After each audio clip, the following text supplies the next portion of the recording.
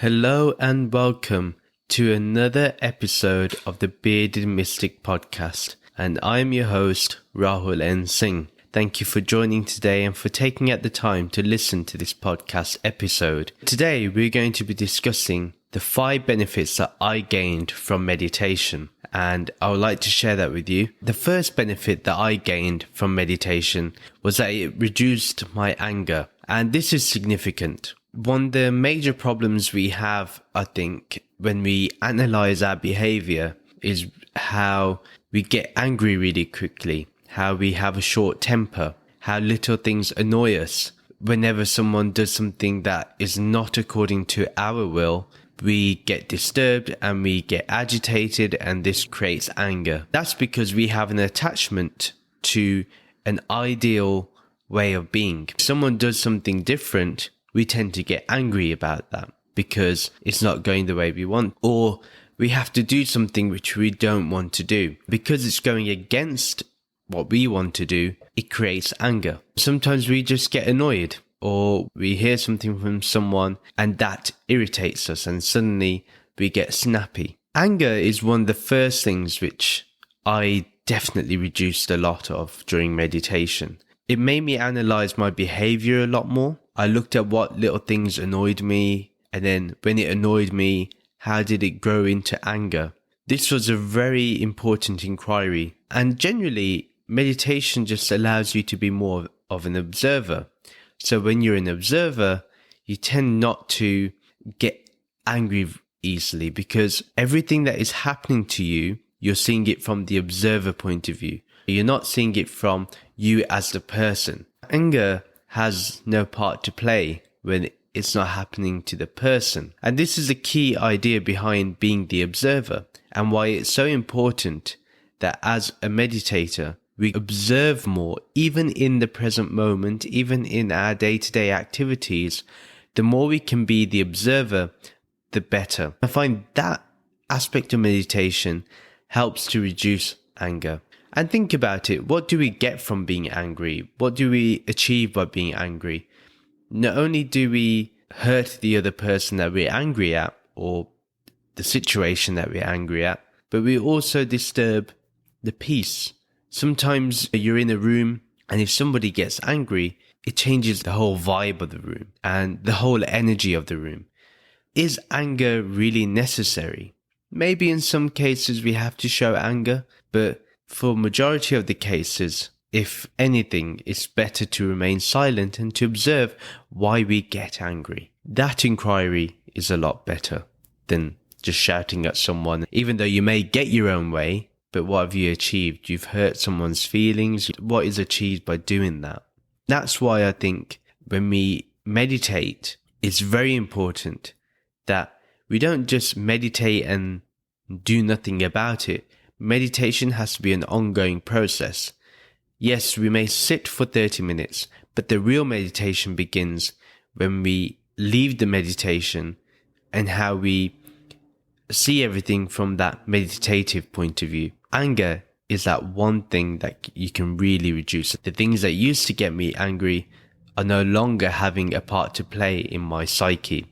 They're not having any psychological effect. And that is the key when it comes to meditation.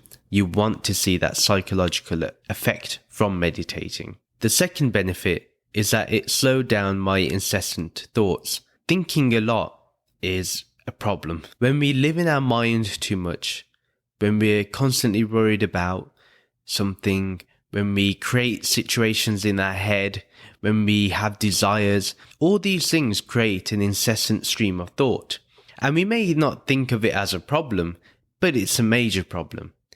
The reason why incessant thinking is a problem is that it leads to depression. It leads to anxiety because we constantly worry about that one thing. And when we're constantly living in our own mind, when do we give the space to meditation? This is a key thing here, because when we're meditating, it's more than likely that the incessant stream of thoughts will appear. It will try to provoke you during meditation. It will try to take over the meditation and say, why are you meditating? Why are you trying to create silence in the mind? It's better to have thoughts. You have so many things to worry about. You need to be thinking about this. You need to be thinking about what's for dinner tomorrow. You have to think about planning for dinner next week. You have to think about what's going to happen if you don't pass your exam, or if you don't complete something at work, or if you don't get that car that you want. All these things end up being an issue. It ends up being an incessant stream of thoughts. It's not like you have an interconnectedness of thought either. It's not like you're following the thought through. What tends to happen is you think of one thing and then you think of another thing and then another thing. Totally different, totally separate topics, totally separate themes. But that's what happens. The third one is it helped me see out thoughts. What meditation did for me was it slowed that down. And it slows it down to such a point where I don't ever catch myself having incessant thinking anymore. It's just not there anymore. What tends to happen is I follow a thought through. So if I have a thought of, say, I need to record the podcast, I will see it through. Instead of thinking, oh, I need to record the podcast. How am I going to do it? What am I going to say? Oh, I need to get the microphone ready. Instead of thinking about it, I'm actually called to action more because there's a silence within the mind. Whenever we are thinking of something, there's a lack of silence. And when there's a lack of silence, most likely there's going to be a lack of real action. Yes, we may act in certain ways, but is that action productive? I think silence brings productive ideas and actually makes you more productive. It's important when we carry out a thought, we see it to its end. We see it to its demise. If we don't allow ourselves to see a thought through, what will happen is it will keep coming up every now and then. When you're meditating, it will come up. When you're cooking, it will come up. When you're studying, it will come up. When you're working on something, it will come up. Whatever you're doing, that thought will come up because you've not seen it through. Like I mentioned, if I have to record the podcast, seeing the thought go through, I would think, okay, I need to get the setup done. Okay, got it done. Now let's record. So it's very important that if you want to, especially during meditation, at least see a thought through. This also in hand slows down the incessant thinking. Although these two are interconnected, I will say they're two different things because with both of them, we end up having a more silent mind. The fourth benefit that I've gained from meditation is that it creates a natural space for stillness. When we have stillness of thought, when we have stillness of emotion, when we have stillness within meditation, we're able to connect to Brahman, that non-dual state, that ultimate reality, very easily. This space of stillness that is within, and it's inherent within everyone. It's not that you have to create it. It's always there. It's always present. It's always available. But it's veiled by our thinking, our thoughts. It's veiled by our desires. It's veiled by our intentions. It's veiled by our actions. When we have that space of stillness, it just improves our clarity of thinking too. We're able to be more creative and we're able to look within a lot easier. Now, when we look to meditate on Brahman, on the non-dual state, we do have to use thought, and we use thought to get rid of everything that veils this non-dual state. Once we do that process, we recognize also that this stillness is always there. It's always within us. Therefore, if the stillness is always there, then that implies that Brahman is also there. Brahman is always present. We recognize that formlessness. We recognize that supreme self. We recognize that timeless and colorless entity, yet non-entity at the same time. We recognize that Brahman is not attached to our body, is not attached to our mind, yet it contains our body and mind.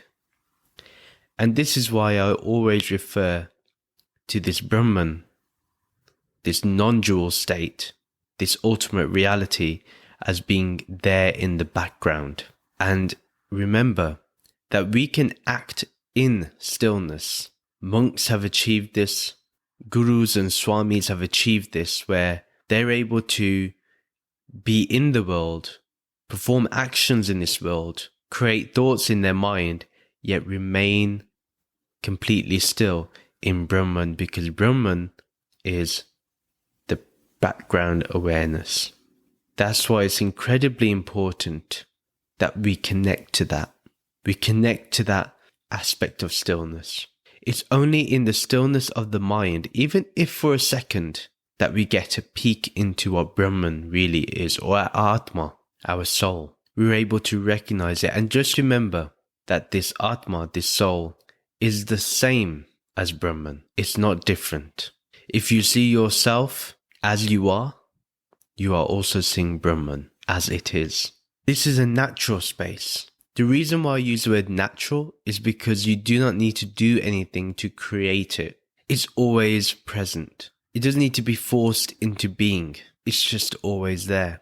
What needs to be forced is the practice to unveil that stillness. Meditating is that one way. Meditating in any way, whether it's through self-inquiry or through meditation or chanting Om, that also helps. When we're able to do this and achieve this, we recognize that there is this natural inclination towards stillness, and that this stillness is always there, always present. And 5, it made me more present and more observant. It got me to a point of being so observant, I was able to observe the observer.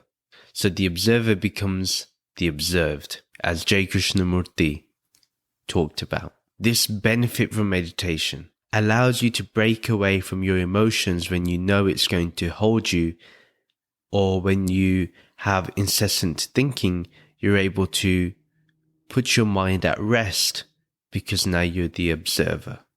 It's very important that we sit silently for some time. I recommend this to everybody, that one should just sit without their phone, without any distraction.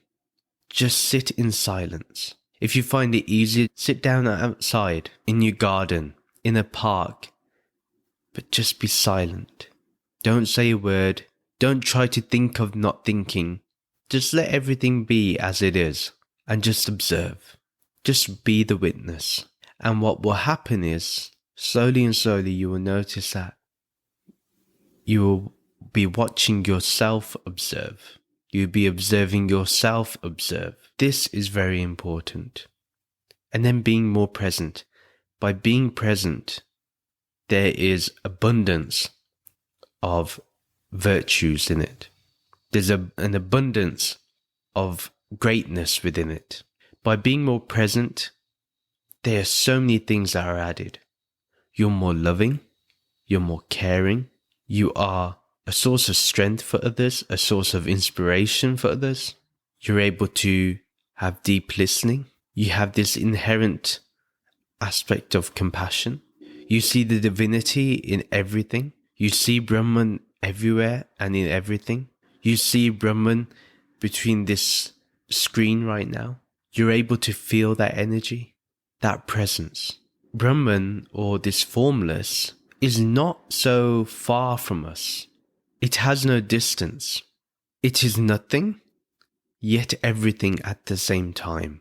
It is no thing and yet infinite at the same time. This is Brahman. When we realize that we are this one without a second, then spirituality begins. Then meditation is a totally different experience, a totally different way of being. Rupert Spira has a very beautiful saying. He talks about being aware of awareness. In fact, just saying it takes you to the immediacy of awareness. How do we become aware of awareness? Simply being. There's no need to do anything. Right now, as I'm talking to you, I'm doing an act, but I'm aware of that awareness. I'm aware of its infinite nature. I'm aware of its zero nature. This, for me, is what spirituality is all about. We can get stuck in philosophies. We can get stuck in concepts. We can get stuck in what is right and what is wrong, what is progressive and what is regressive in the spiritual journey. Those are very important to discuss as well. But the most important aspect, the most important thing is being as Brahman, being aware of that awareness. That always is. It's so eternal. It's so powerful that it really brings you into silence. That's why meditation is so important, because it creates that space for it. Not enough people meditate in this world. People talk about being mindful, about remembering the Lord, about connecting to the Lord, connecting to that formless, connecting to Brahman. But they miss it because it's so simple. They miss it because they're looking to do something, to find something. How can you find something that is always discovered? These are the benefits that meditation brings. There's countless others, like loving other people and having compassion, being rational and grounded. Those are all very important aspects. And one more important aspect of meditation that I would say is devotion. Devotion may imply that there is a duality, that you're devoted to something. But in non-duality, you are only devotional to Brahman. Even though there may be multiple manifestations of your devotion, multiple avenues of your devotion, but that devotion that you are devoted to is of Brahman. Brahman is devotion. It is bhakti. It is nothing but bhakti, nothing but devotion. When you have that deep sense of gratitude, it's because you recognize there is only Brahman, that this whole play is just Brahman. That's why this brings bliss. This is why it brings happiness. It doesn't need anything. You don't need to do anything to attain it. And it's so difficult to say, because if someone then starts to think about this rationally and logically, it's very tough, because we think in a linear way that we need to do something to get a result. But the result is always here. The result is always now. And that's why spirituality is not for the masses, frankly speaking. It's for a few, because you have to transcend the mind and the egoic way of thinking to get to Brahman. When you get to Brahman in that light, then you see there is nothing to be done. Those are my 5 benefits that I've gained from meditating. This whole podcast has been like a meditation for me. If you want to know my technique for meditating, I will do a live stream on my Patreon page, and we can do a live guided meditation. I will let you know on the Patreon page and also on social media when that will be. I just wanted to let you know that the Patreon page is set up. Please sign up to it. The reason why I set this up is because I do need support. This podcast does have running costs, and on top of that, I can tell you my laptop is really struggling right now with the amount of work I do in terms of the podcast. So I do need more equipment. I do need to upgrade. By signing up to Patreon, you are helping me do that. You can also donate on my blog. Every Sunday from August 29th, we will be having podcast episodes that are dedicated to a scripture or a religious or spiritual text. And the first one we're starting with is the Bhagavad Gita. And once we're done with the Bhagavad Gita, it will be the Upanishads. Thank you for listening to this episode of the Bearded Mystic podcast. Please do remember to follow or subscribe to this channel, and do leave a review for this podcast. I'd really appreciate knowing what you think. You can follow me on social media, and I will leave the links below to each of those accounts. I do share small clips on there that you can share with friends and family. And if you feel that anyone in your friends and family circle would love this podcast, do share it with them. Do remember, a new episode is uploaded every Sunday and Thursday. Until next time, take care. See you again soon. Bye.